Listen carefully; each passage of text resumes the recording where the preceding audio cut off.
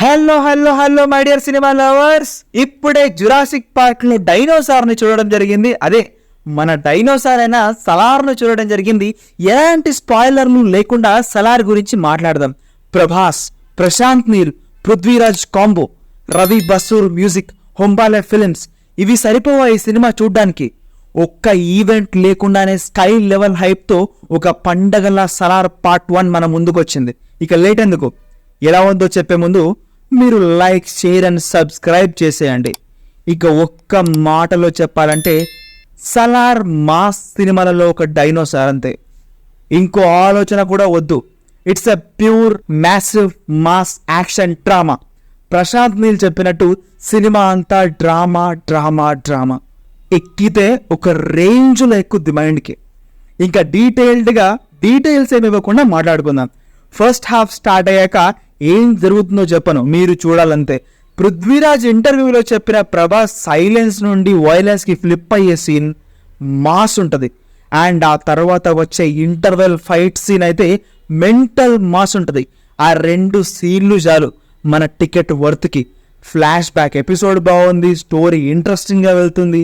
నాకైతే first half ఒక్క second కూడా బోర్ కొట్టలేదు. It was very decent and the interval was massive. Shruti Haasan రోల్కి కూడా వాల్యూ ఉంది, ఏదో ఉండాలి కాబట్టి పెట్టలేదు. ఇంకా సెకండ్ హాఫ్ విషయానికి వస్తే it was complete drama, action, emotion అంతే.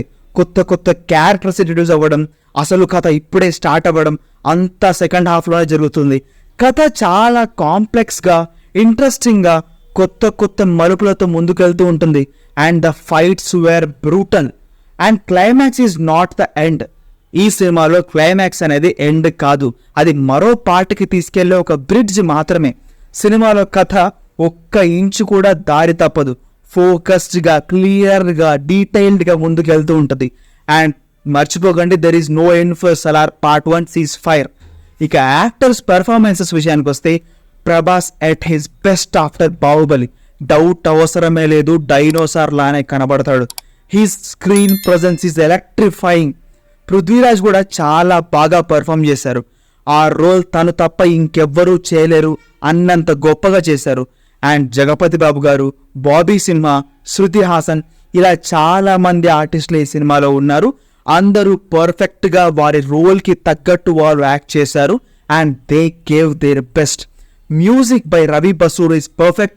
ఎక్కడ ఎక్కువ లౌడ్ అనిపించలేదు, సినిమాకు తగ్గట్టు పర్ఫెక్ట్ మూడ్ క్రియేట్ చేసింది. పాటలు కూడా అంతే, ఎక్కడ మిస్ప్లేస్ అయినట్టు కానీ ఎక్స్ట్రా పాటలు కానీ అనిపించవు. కథలో పాటలు వచ్చేస్తాయి అంతే. ఇంకా మిగతా డిపార్ట్మెంట్స్, సెట్స్, లైటింగ్, సినిమాటోగ్రఫీ సినిమాకు పర్ఫెక్ట్ అవుట్పుట్ ఇచ్చాయి, no doubt in that. And the director Prashanth Neel కథ, స్క్రీన్ ప్లే, దర్శకత్వం మామూలుగా చేయలేదు.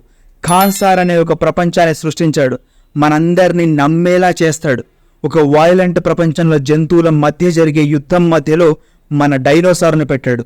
గేమ్ ఇంకా ఇంట్రెస్టింగ్గా మార్చాడు. తన డీటెయిలింగ్, తన క్లారిటీ, తన విజన్ అన్నీ స్క్రీన్ పైన మనకు కనిపిస్తాయి. ఓపిక్గా కూర్చొని చూడాలంతే. కేజీఎఫ్ సినిమా లాగా ఎలివేషన్ స్పెషల్గా ఉండవు, ఇందులో కథే పాత్రలను ఎలివేట్ చేస్తుంది. Prashanth Neel was best in his work.